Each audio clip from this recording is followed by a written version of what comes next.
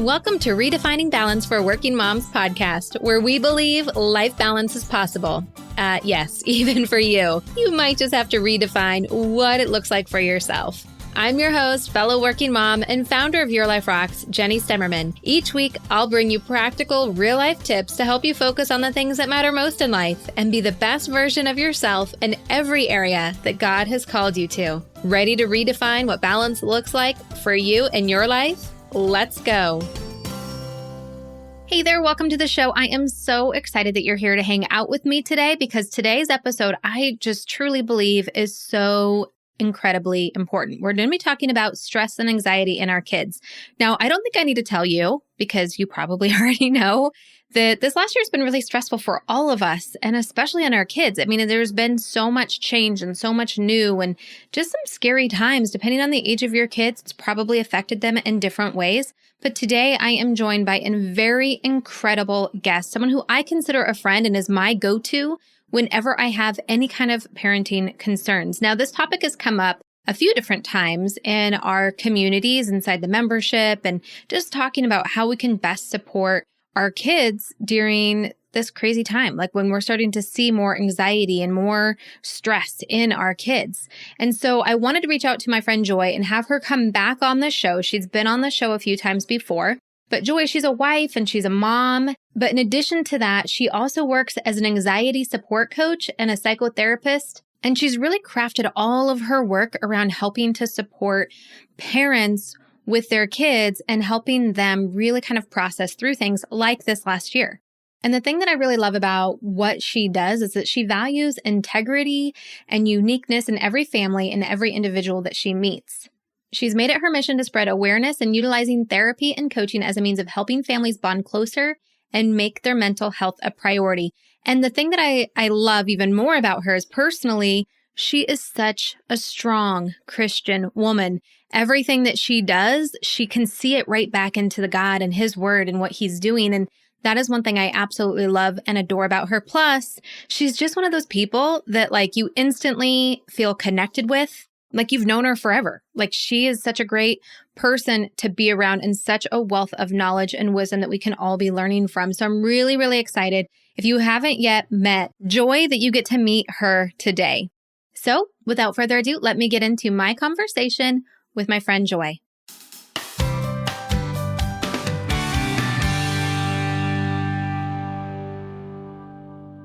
Joy, welcome back to the Redefining Balance podcast. I am beyond excited to have you on the show. I reached out and I was like, I need Joy to come and talk to our audience. And here you are with all of your brilliance. But before we get into everything that you have to share with us today, remind our audience a little bit more about who you are.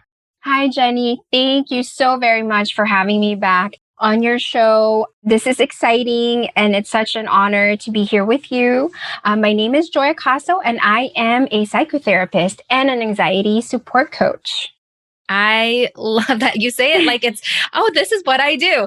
But you're also a mom and a wife and do so many things for your community. An amazing superwoman. Oh, thank you. Yes, I am a wife and a mom of 2 kids. Oh my gosh. And you know, this is what I love about having Joy on this show and why she was like my first person I reached out to. And I saw people in our Facebook community talking about stress with their kids and anxiety over everything that has happened in 2020, now carrying over to 2021. And Joy, honestly, was like the first person that came to my mind because she's brilliant with this stuff. But when she talks about the stuff that she does, she really comes alongside parents to help them with their kids with these issues, right? Yes, absolutely. 100%. And I'm living through it. I'm in the trenches with all of you. So yes. Yeah. So this is why I love that you have such a unique perspective where you're seeing things with your own kids. You're living through your own experience. I mean, you have family that work in healthcare. And so it's a whole, different perspective that really hits home with you. But you also have this practice of coming alongside parents and families that are really kind of experiencing this whole change. So let's first talk about kind of the root cause, because I've been thinking a lot about this. Like, what is it really about everything that happened and it's different, like in a different perspective, right? Like after you've gone through it for a whole year, and kind of looking back on it, it doesn't feel maybe as weighted as it did at the time when we were going through the trenches. And I think that that's kind of the blessing of any experience, right? When you're looking back on it. But talk to us a little bit about what were some of the root causes of things that we've gone through in 2020 that could cause extra stress or anxiety, both on the parents and on kids? Absolutely. That's such a great question. And I think that's in everybody's, mind with my clients, the people that I work with, and even myself, like what is going on, right? Like that's usually the first thing that we want answered, but it's not always cut and dry. And like this past year, something that is new or was new, very new to all of us, even myself, our kids are still virtual and they stay home with us. I am working from home 100%, and I'm the only one home when my husband goes to work. And so all of these things that we were, for lack of a better word, forced to face, like new things, and searching for answers, those types of challenges that we're faced with could definitely drive us into anxiety, and more anxiety than, we're probably used to, right? Because when there is so much uncertainty around us, when there's so many new things, around us and all of them at once, then our stress levels get higher. And then, when the stress is high, then potentially the anxiety can also kick in more intensely.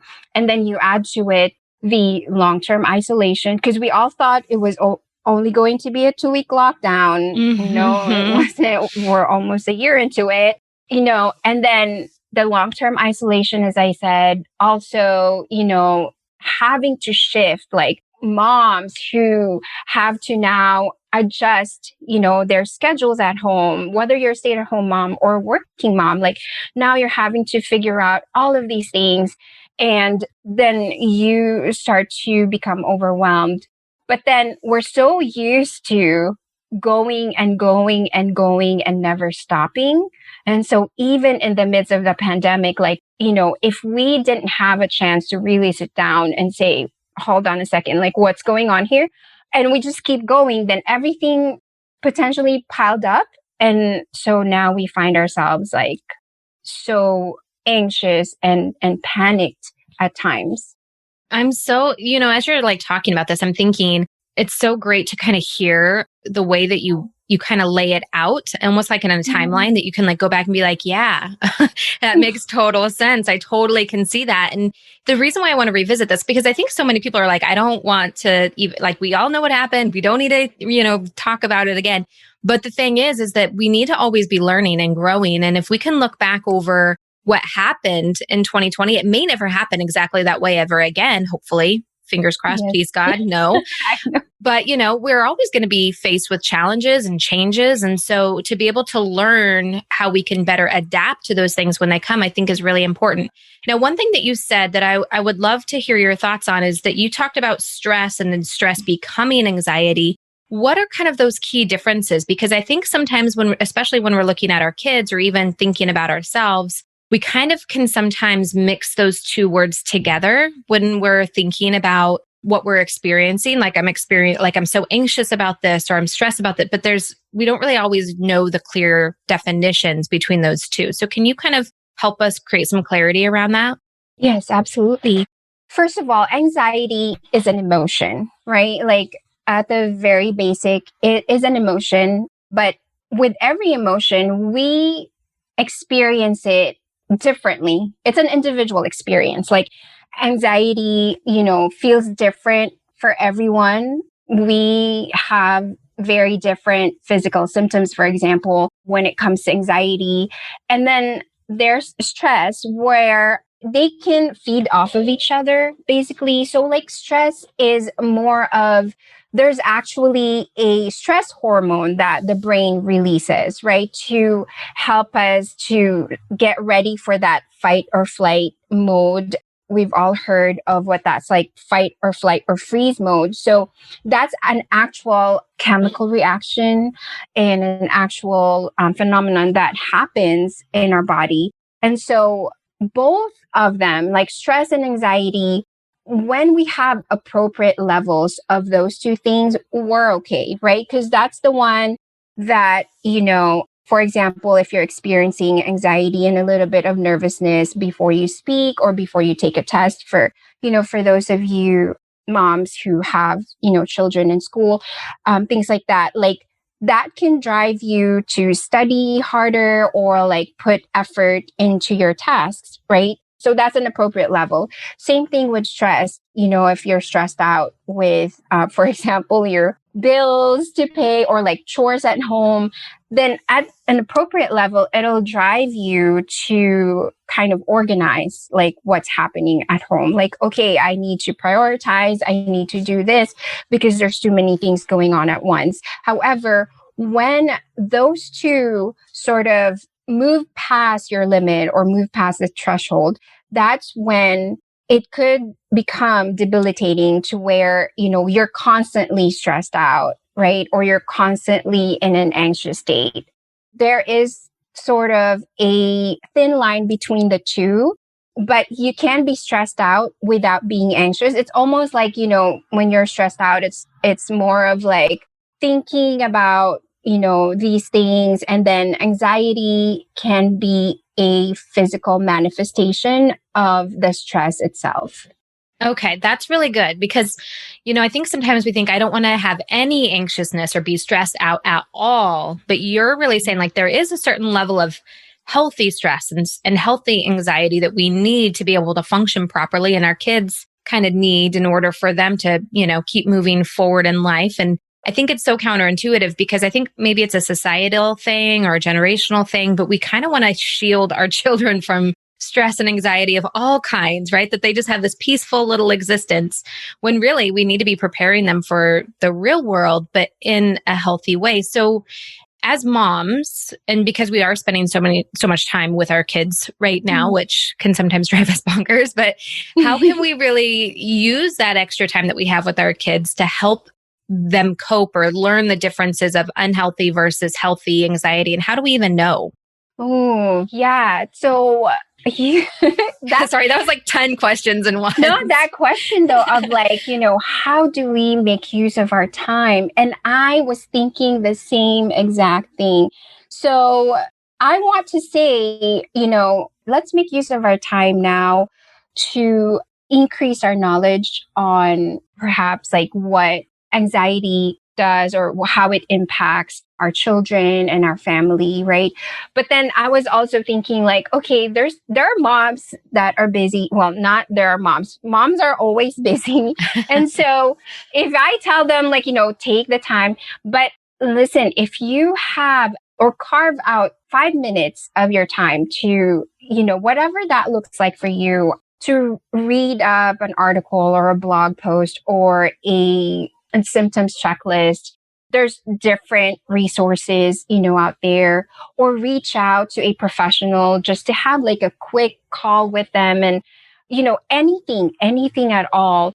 Because, and I say this all the time that, what you don't know about stress and anxiety can hurt you. Right? Like we have this notion that, ignorance is bliss, or like we can just go ahead and feed off of secondhand sources, where that may be in some cases, like let's say, among friends we're talking and we're sharing experiences about our children having anxiety and we're comparing quote unquote notes about those things.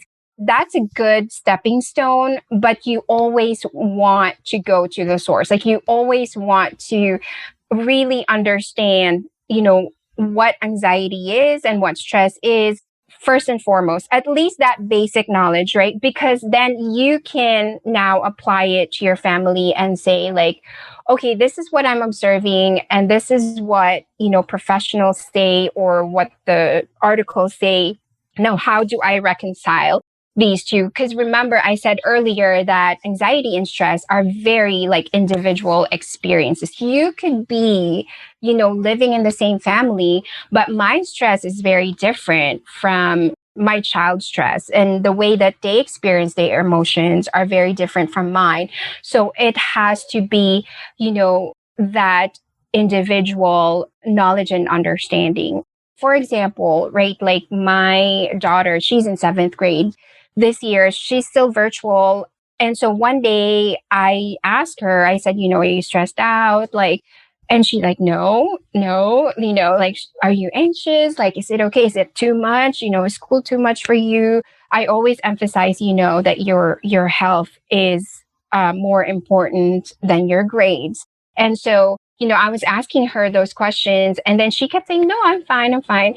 And then come to look at her grades, and I'm like, oh, there's 3 zeros here. Didn't turn this assignment. And I was like, okay, you're stressed out.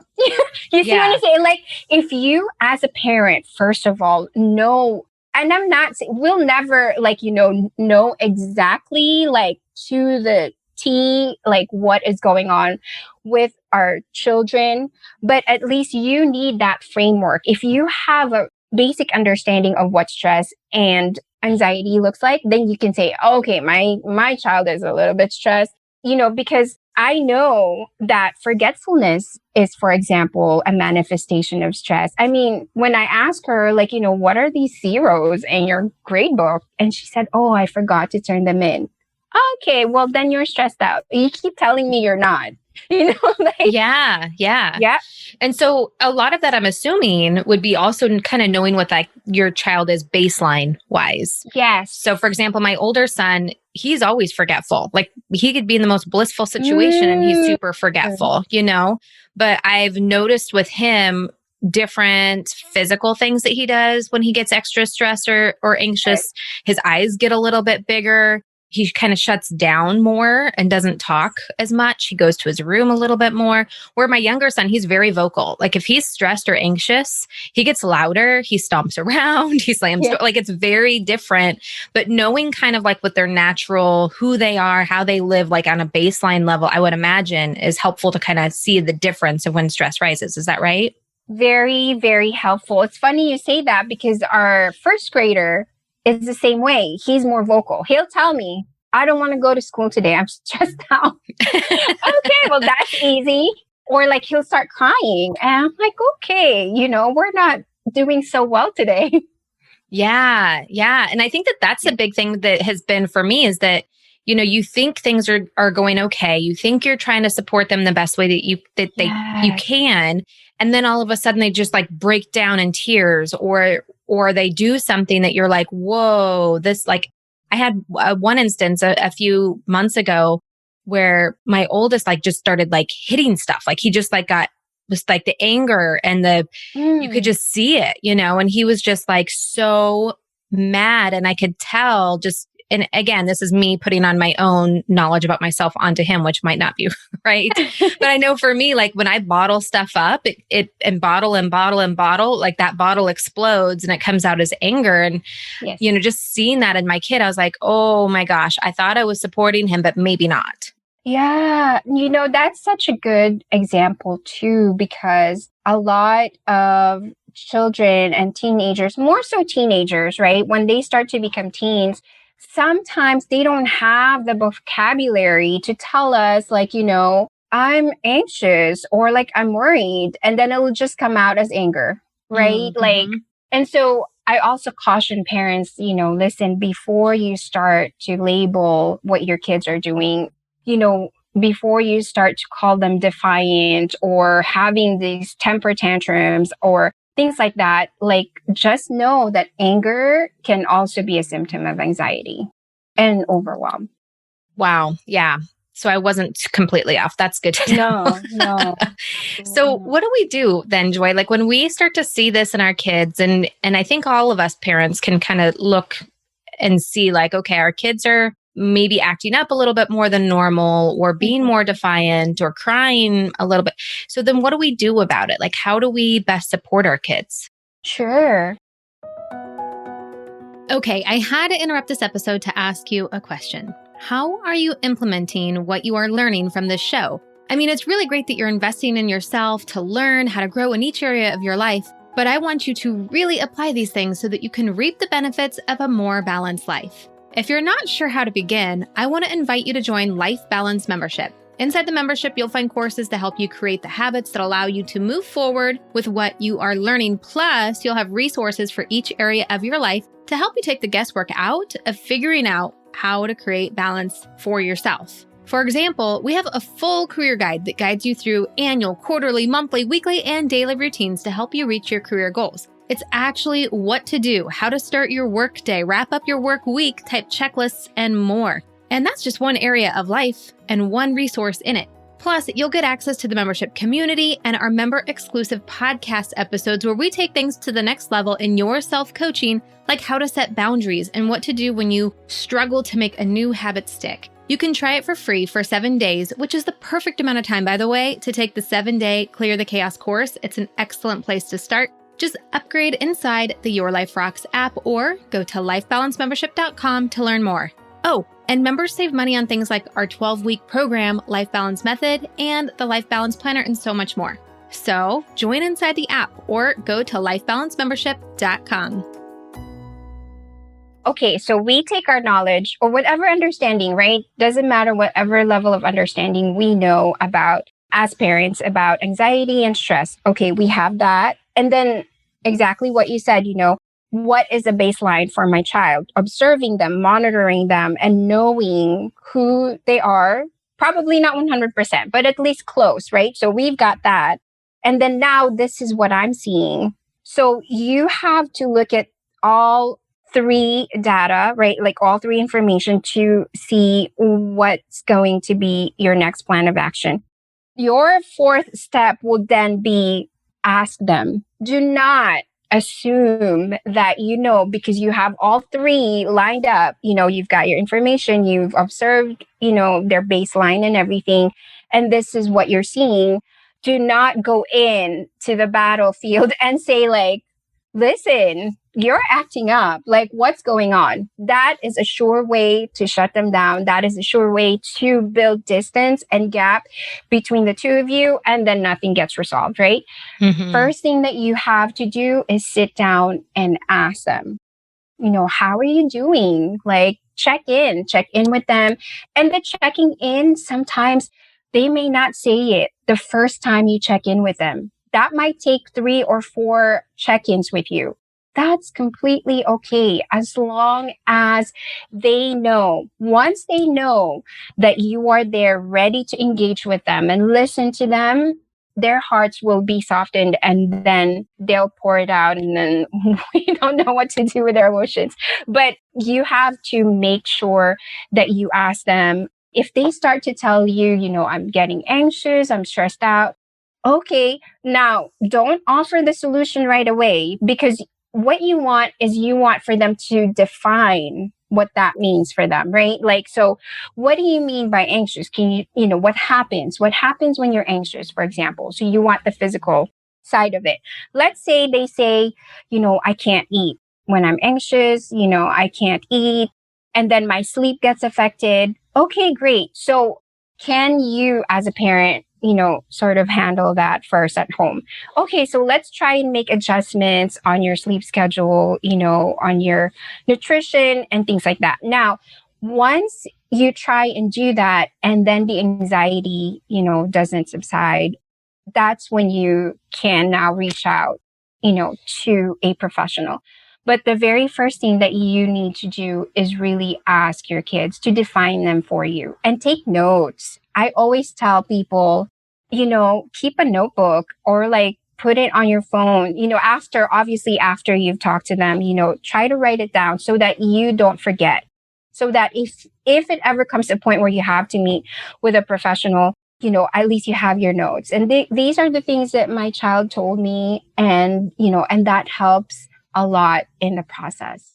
That is so helpful, because this last year we've had a number of things come up with our older son. nothing like really huge, but stuff that I was like, whoa, I am not equipped as a parent. Like no one told me about this teenage Mhm. stuff, and on top of everything else that was going on. And so we did reach out and got some professional help because I felt like Yes. so unequipped, Yes. even being surrounded by people like you and all of the great knowledge of that I've gained by interviewing people on this podcast, I just felt like, whoa, this is outside of my realm of what I Mhm. can do. And it was the best thing ever bringing in someone that was a guy that he could relate to and was also a Christian and, just to have someone Amazing. that he can like talk to over Zoom that was like Yes. professional, but also to equip me. And that was the big thing that I always felt like we need help. And then the professional would ask me like, so what specifically? And I'm like, I don't know, No. but please help. And so, Right. we've got very effective and efficient over the course of several weeks of me being able to be like, oh, this kind of triggered this behavior. And then I noticed that then he responded in this way. But I had to really write it down. But now we have so Yes. many tools in our tool belt just from a couple months of working with a professional that I feel like we are in such a better place. He feels more supported and he feels like he's on the right track with himself. And I feel more on the right track and prepared as a parent. It's amazing the difference it makes. Oh, that's so, so amazing. Yes, absolutely. I do want to say though, like, what happens if your teen, I mean, that's such a blessing that, your son was like, okay, I'm ready, right? I'm ready to meet with a professional. Let me try this. What happens when a teen isn't ready, for example, to meet with a professional?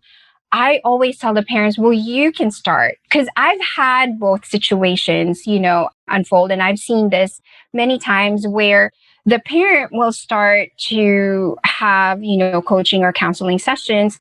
And then they see the difference in their parents, whatever that may look like. And then they think, oh, okay, like meeting with a professional is not so bad after all. And so the teen comes on board. And then, they also meet with their own coaches or counselors or vice versa. I've seen that happen as well, where the teen is like, no, I really need the help. And so they get the help and the parents see the difference that makes in their child's life. And then they start to have their own sessions as well. I think that that's so great. I think it's so valuable because we all need help. Like we don't, putting even aside everything that happened this last year, every single stage, like I remember the first time that we brought my older son home from the hospital when he was born. And then everyone, all the grandparents and stuff left for the first time. And I was like, whoa, wait, we're alone with this baby. We don't know what to do, Yes. And then every single stage since then, I've been like, whoa, wait, we don't know what to do. And so having the right resources and people who can help us and people like you that can kind of guide us through the different emotions and how to create the space and the right things to say and do. Because, when I was raised, I didn't have the best relationship with my parents. And so I don't want to have that same relationship with my kids. I want to, have a close, open relationship with them, but I wasn't modeled Yes. that. So I don't always know the right thing to do. Yes. Same here. Same here. My relationship with my parents definitely improved as I got older. But, having young kids right now, I wanted the same for them. And so I'm the one that's always asking them, like, how are you feeling? And they laugh at me and they're like, Mom, it's okay. We're not in a session right now. Because, I have to be intentional about it because sometimes I forget. I forget to check in, with them because especially when our kids, right, like, we think they're doing great, they're okay, on their own and things like that. But I've even started, a few years back to where like I would put it in my calendar, like, or set an alarm, like check in, with a one-on-one session, not session, one-on-one check-in, with them just to see how they're doing. Because we're all human and we can easily get caught up in things that we do and, we forget our kids. Yeah. Yeah. It's so true. And like you said earlier on, it doesn't require like a ton of time either. Just a Mm-hmm. simple check-in. Like I have learned, one of the tools that I have learned is just to ask, well, what do you think about that? Yes. Just a simple question, whenever I see them, like if I say, well, we got to get this done, and I can kind of see the stress build up, then I can say, well, tell me what you think about that. And it just allows them to be able to share whatever they're feeling. And sometimes it's like, well, I don't know, but I just want to be able to have more time. Or, it allows them to be able to kind of process that a little bit more, to open the door so I can ask more questions and kind of figure out a little bit more where they're coming from, versus like, don't give me that attitude, because that's where my first reaction goes to, is wanting to be like, you need to talk to me more respectfully. I don't like the way that you're that tone, or, and I do want them to learn, like, you have to kind of control a little bit of how you are talking or being, because, eventually you're going to have a job one day with a boss who, he doesn't care what you think or you feel. He just doesn't want you to have attitude with him.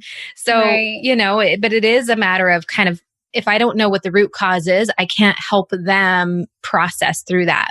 Oh, that is so good. Yes, definitely. Definitely. Well, Joy, I feel like you and I could probably talk about this topic for hours and hours and hours. So is there anything, before I let you go, anything that you feel would be helpful for the audience to know about before we let you go? Sure. I can think of maybe just a couple of things to close out. First and foremost, know that, when your children are experiencing intense anxiety, understand that telling them to calm down isn't going to work. And there is a scientific explanation for that. The reason is that their underdeveloped brains shut down. Not you, not anything caused by the environment. It's just that is a protective mechanism that the brain uses. We too, when we experience anxiety, our frontal brain also shuts down. Now, the frontal brain is the one that's responsible for problem solving. That's the one that helps us think critically. So when you are looking at a child who is anxious, do not tell them to calm down. You will have to be patient and ride the waves with them for a little bit, right? And then once everything is calmed down, I love what you said, Jenny, when you said, well, I want them to learn, all these things as well, and to be respectful and to understand that sometimes we have to do things that we don't want to do, but, we have obligations and we have responsibilities. Absolutely. Now, you want to impart that lesson to them when they're calm and when you're calm.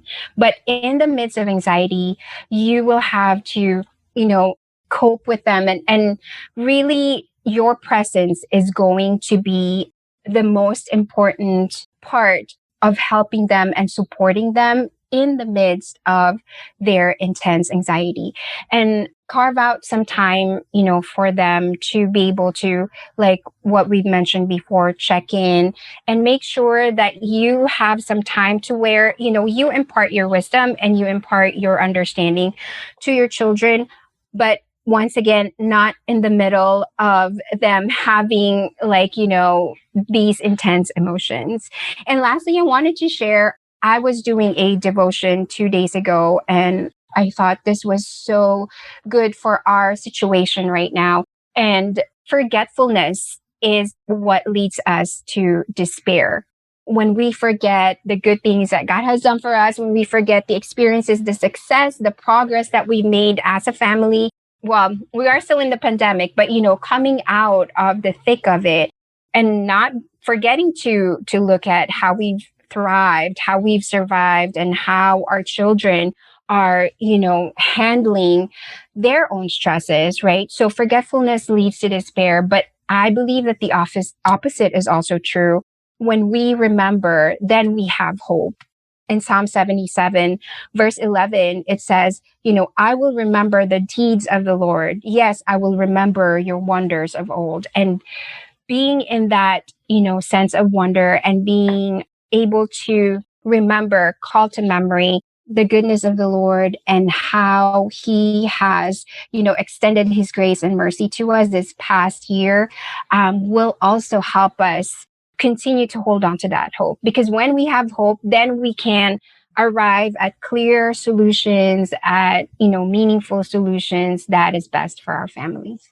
Absolutely amazing. And so very true. This is why I love having you on the show because you have so much knowledge and of course you end it with a Bible verse and really bringing it back to the truth that's in the Word of God. So Joy, I just thank you so much for everything that you do for all of the families out there. Now, if people are listening to this and they're thinking, I think I need some help, you have so many great resources available. So share with our audience a little bit on how they can connect with you and kind of the work that you do and how you might be able to help them.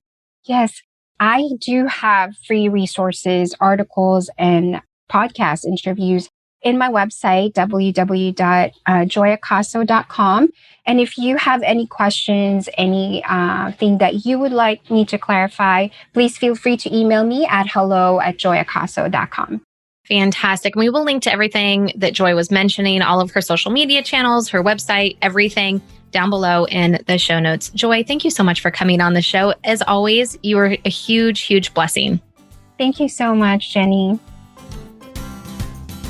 Hey, just because the episode's over doesn't mean we have to stop hanging out. Head on over to Instagram and follow me there. You can find me at your.life.rocks. Or if you're more of a Facebook kind of girl, join our community of working Christian moms just like you. You can search Your Life Rocks over on Facebook and connect with us there.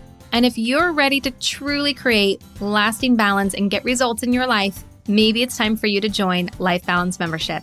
Download the Your Life Rocks app in iTunes or in Google Play. You can upgrade to the membership right inside the app. And if you're looking for more resources to help you create more balance, head on over to yourliferocks.com.